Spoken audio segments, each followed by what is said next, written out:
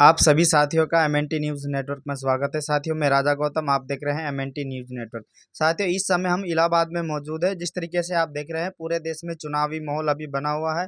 अभी 3 चरणों के चुनाव समाप्त हो चुके हैं और ये 4 चरणों के चुनाव अभी बाकी है। आज हम अभी इस वक्त इलाहाबाद में मौजूद है और हमारे साथ है पीपल्स पार्टी ऑफ इंडिया के राष्ट्रीय संगठन सचिव और जो राष्ट्रीय प्रचारक है मूल निवासी RK विद्यार्थी, जो बड़े ही सक्रिय रहते हैं राजनीति को लेकर और पूरे देश में दौरा कर चुके हैं और अभी स्टार प्रचारक है PPID के।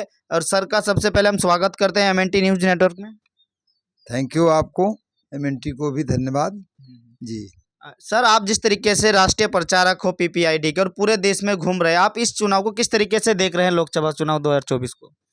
2024 का चुनाव इस देश में बहुत बड़ा परिवर्तन लाने वाला है। एक तो यहाँ पर दो शक्तियाँ काम कर रही हैं, एक ब्राह्मणवादी शक्तियाँ और दूसरी अम्बेडकरवादी शक्तियाँ। ये चुनाव अम्बेडकरवादी, फूले साहू अम्बेडकर विचारधारा वाले और मनु विचारधारा वालों के बीच का चुनाव है। एक तरफ कांग्रेस BJP जैसे लोग मनुवादी विचारधारा के पोषक हैं, तो दूसरी तरफ Peoples Party of India Democratic लोकतांत्रिक ढंग से फूले साहू अम्बेडकर की विचारधारा को लेकर के चल रही है। तो ये द्वंद्व है। सर, जिस तरीके से तमाम पार्टियां आज चुनाव लड़ रही है, तो बाकी पार्टियों के एजेंडे भी हमने देखे, आपकी पार्टियों के एजेंडे भी हमने देख रहे हैं। तो आपकी पार्टी और बाकी पार्टियों में क्या अंतर है, क्या अलग दिखाई दे रही है आपकी पार्टी इस बार उन सभी पार्टियों से? हमने पिछले 74 साल से पार्टियों का चरित्र देखा है। उनका कहना कुछ और होता है और करना कुछ उसके विपरीत होता है। जो उन्होंने आज तक कहा वो उन्होंने किया नहीं, और इसी कारण से भारत का संविधान आज तक पूरी तरह अमल में नहीं आ सका। Peoples Party of India Democratic ये पूरी तरह संविधानवादी है, संस्थागत लोकतांत्रिक है, जहां हम प्रशिक्षण दे करके युवाओं को तैयार करते हैं, और उसके अलावा जो है हम इस देश में संविधान को लागू करने की लड़ाई लड़ रहे हैं, जो कि आज तक नहीं हो पाया। हमारी लड़ाई इस समय एक राष्ट्र समान शिक्षा की है। हम एक राष्ट्र एक शिक्षा करना चाहते हैं, 1 नेशन 1 एजुकेशन।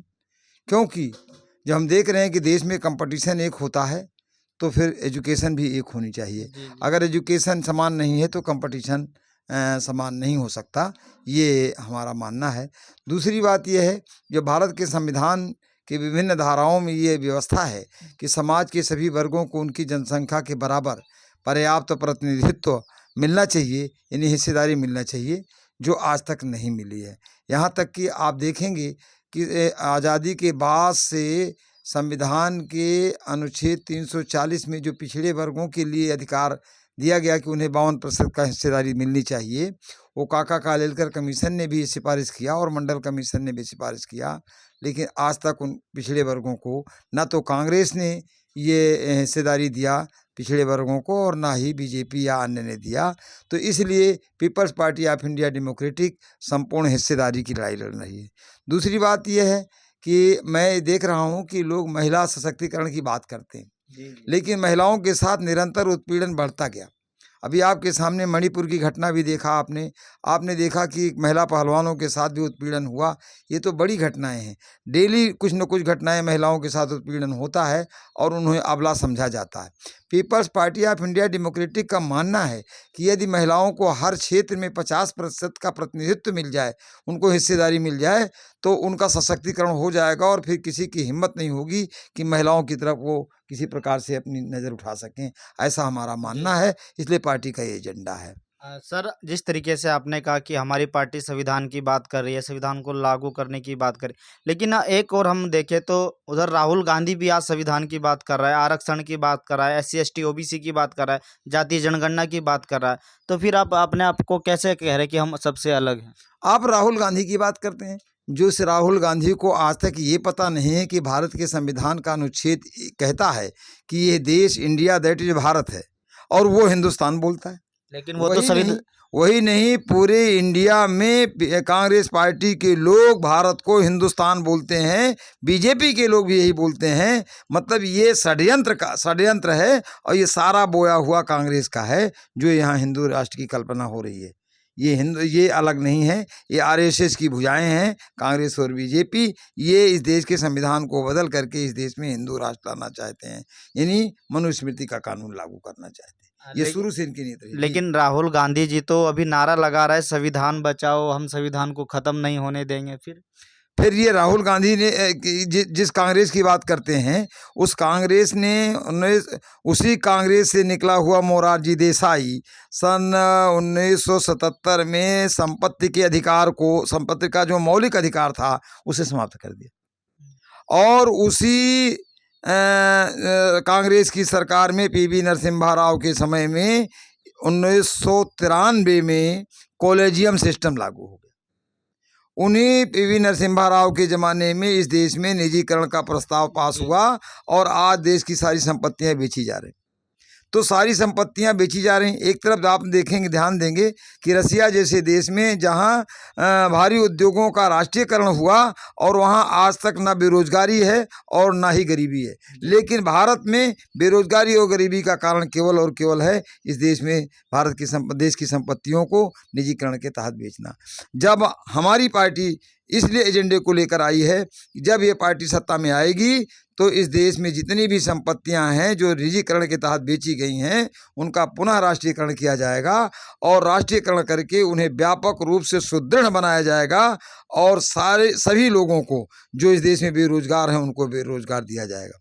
पार्टी का तो यहाँ तक एजेंडा है कि हम रोजगार गारंटी कानून लाएंगे, हम रोजगार गारंटी कानून लाएंगे और अगर जिले में कोई होगा बेरोजगार, अगर जिले में कोई होगा बेरोजगार तो डीएम होगा जिम्मेदार।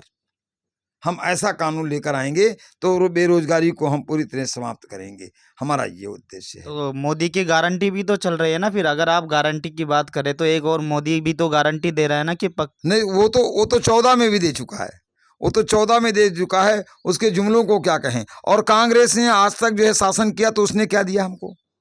उसने आज तक शेड्यूल कास्ट शेड्यूल ट्राइब का जो 22.5% का कोटा है वो पूरा नहीं होने दिया। कांग्रेस ने नहीं होने दिया। कांग्रेस ने सबको अनिवार्य शिक्षा की जो व्यवस्था है उसको पूरा होने नहीं दिया। आज तक लोग अशिक्षित क्यों हैं? जब भारत का संविधान कहता है कि अनिवार्य और निःशुल्क शिक्षा की व्यवस्था की बात करता है, तो अनिवार्य शिक्षा अगर होती तो फिर ये अशिक्षित क्यों है? ये तो कांग्रेस की देन है, उन्होंने अशिक्षित बना के रखा। और बीजेपी आज जो शिक्षण संस्थान है सरकारी उनको भी खत्म करके प्राइवेट कर रहा है। ये पूरी तरह लोगों को अशिक्षित रखने का षड्यंत्र है। आज किसी भी प्राइवेट स्कूल में चले जाइए तो वहाँ साल की 50,000 1 लाख रुपए फीस है। जो इस देश में जो अर्जुन सेन गुप्ता की रिपोर्ट है कि इस देश में 82% लोग ऐसे हैं जिनकी प्रतिदिन की आमदनी 20 रुपए से कम है। 82% लोगों की आमदनी इस देश में जो है वो 20 रुपए से कम है। तो वो जो है 20,000 से लेकर के 1 लाख फीस दे करके बच्चों को कैसे पढ़ाएंगे? तो इसका मतलब ये है कि इस देश में 82% लोगों के लिए शिक्षा के सारे दरवाजे बंद कर दिए गए, जीएसटी लगा दी गई कॉपी किताब पर। तो ये शिक्षा के विरोधी भाजपा है और कांग्रेस भी करीब करीब ऐसे ही रही है। अगर कांग्रेस सही माने में अमल में लाया होता भारत के संविधान को तो सन 1960 में भारत दुनिया का सबसे शिक्षित राष्ट्र हो गया होता। आज तक नहीं हुआ। वो हम करेंगे, वो हम करेंगे और संपूर्ण पोषण की व्यवस्था भी करेंगे, अनिवार्य शिक्षा भी करेंगे, निःशुल्क शिक्षा भी करेंगे। हम स्कॉलरशिप देंगे, इतनी स्कॉलरशिप देंगे जिससे पर्याप्त पोषण हो सके। जब दुनिया के तमाम देशों में शिक्षा का बजट 4% से लेकर 7% है संपूर्ण जीडीपी का, तो भारत में शिक्षा का बजट 2.3% क्यों? कि शिक्षा विरोधियों का काम है ना। जबकि भारत में शिक्षा को बढ़ाने के लिए बहुत सारे आंदोलन हुए। राष्ट्रपिता फुले ने किया, माता सावित्रीबाई फुले ने किया, बाबा साहब डॉक्टर अम्बेडकर ने किया, संत गाडगे बाबा ने किया। सब लोगों ने शिक्षा का आंदोलन चलाया और यहाँ शिक्षा का बजट देश में दुनिया से कम है। तो इसको ठीक करने का हमारा अपना एजेंडा है। पीपल्स पार्टी, हाँ जी। जिस तरीके से सर आप पूरे देश में अभी घूम रहे हैं, दौरा कर रहे हैं, सभी कैंडिडेटों के प्रचार में जा रहे हैं, तो आपको क्या लग रहा है पीपीआईडी की किस तरीके से मजबूती बनी है आज पूरे देश में? किस तरीके से उनके कैंडिडेट मजबूती बना पा रहे हैं? 2 बातें मैं साफ करूं कि आज Peoples Party of India Democratic जो 2018 में रजिस्टर्ड हुई, कांग्रेस और बीजेपी के बाद सबसे बड़ी पार्टी ये है जो पूरे देश में चुनाव लड़ रही है, यानी तीसरे नंबर की शक्ति हम बन चुके हैं। जी, जी। अभी चुनाव हम जीते नहीं हैं, लेकिन तीसरे नंबर की पावर हम बन चुके हैं। ये हमारा लोकतांत्रिक चरित्र होने के कारण हुआ। उसके अलावा जहाँ तक संख्या बल की बात है, तो कांग्रेस और बीजेपी के बाद हम तीसरे नंबर पर हम लड़ रहे हैं। और एससी एसटी ओबीसी वर्ग के लोग जो पार्टी चला रहे हैं, उनके अंदर अगर हमारा तुलना करें तो हम नंबर 1 हो चुके हैं। हमारे सामने कोई नहीं है, चाहे वो यूपी में क्षेत्रीय पार्टी हो या बिहार में हो या हरियाणा में हो या राजस्थान में हो या महाराष्ट्र में हो, कोई भी क्षेत्रीय पार्टी आज Peoples Party of India Democratic के सामने बौनी है। पीपल्स पार्टी, तो इसलिए हम ये कह सकते हैं कि आज हम नंबर 1 हो चुके हैं। जी। सर हमारा अंतिम सवाल ये है कि आप जिस तरीके से घूम रहे हैं, तो क्या मैसेज देना चाहेंगे मतदाताओं को जो आपको पार्टी को सपोर्ट कर रहे हैं, वोट कर रहे हैं? किस तरीके से पूरे देश को आप मैसेज देना चाहेंगे? 2 संदेश दूंगा। भारत में लोकतंत्र है, तो लोकतंत्र में बहुसंख्यक का शासन होना चाहिए, मूल निवासियों का शासन होना चाहिए, जिनकी संख्या 90% है, उनका राज होना चाहिए। लेकिन हमारे लोगों की अज्ञानता के कारण आज हमारा मूल निवासियों का राज नहीं हो रहा है, बहुसंख्यक समाज का राज नहीं है। तो पहली बात तो हम इस देश में मूल निवासियों का शासन चाहते हैं।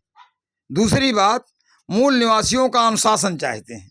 तीसरी बात, हम इस देश में समान शिक्षा, समान रोजगार और समान जो है वो प्रतिनिधित्व हर क्षेत्र में चाहते हैं। तो इसके लिए हम निवेदन करेंगे कि आप अपनी हिस्सेदारी के लिए Peoples Party of India Democratic को वोट दें।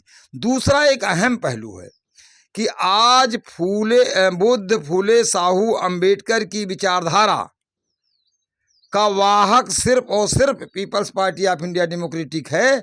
और मेरा मानना है कि अगर फूले अम्बेडकर विचारधारा को हम नहीं बचा पाए, उसको हम स्ट्रांग नहीं बना पाए, उसको मजबूत नहीं बना पाए, तो हम लोगों का अस्तित्व मिट जाएगा। आज ज़रूरत है फूले अम्बेडकरी विचारधारा को बचाने की, और ये सभी पार्टियां, चाहे वो कांग्रेस हो, बीजेपी हो या अन्य सुप्रीमो की पार्टियां हों, इन सारे अपनी लोगों की मिली भगत से आज फूले अम्बेडकरी आंदोलन के ऊपर खतरा पैदा किया जा रहा है, उसे नष्ट करने का षड्यंत्र हो रहा है। तो हम सभी फूले अम्बेडकरवादियों से आग्रह करेंगे, सभी संविधानवादियों से अनुरोध करेंगे कि कृपया संविधान बचाने की बात तो है, लेकिन फूले अम्बेडकर आंदोलन भी बचाने के लिए आपको अपना वोट पीपीआईडी को देना होगा।